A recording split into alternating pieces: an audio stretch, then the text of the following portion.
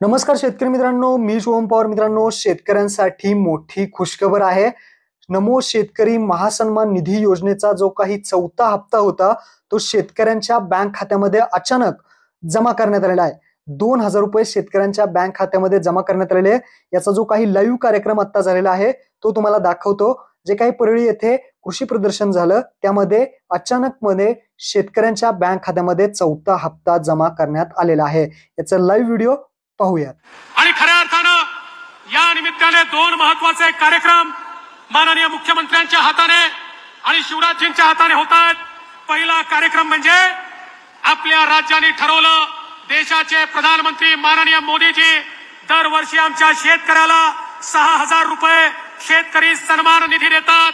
तर महाराष्ट्र देखील नमो कृषी सन्मान योजनेच्या अंतर्गत 6,000 रुपये देईल आणि त्याचा चौथा हप्ता आज या परळीमध्ये मुख्यमंत्री महोदयांच्या हाताने थेट आमच्या शेतकऱ्यांच्या खात्यामध्ये चाललाय. उपस्थित सन्माननीय मुख्यमंत्री एकनाथजी शिंदे साहेब आणि सर्व मान्यवरांना विनंती आहे की आपण नमो किसान महासन्मान योजनेचा चौथा हप्ता ऑनलाईन रिमोट कळ दाबून वितरित करावा. सहर्ष आमंत्रित करते माननीय मुख्यमंत्री श्री एकनाथजी शिंदे साहेब, माननीय कृषी मंत्री केंद्र सरकार शिवराज सिंह चौहान साहेब. तर तुम्ही पाहू शकता इथे हप्त्याचं वितरण होत आहे कृषी मंत्रींच्या हस्ते.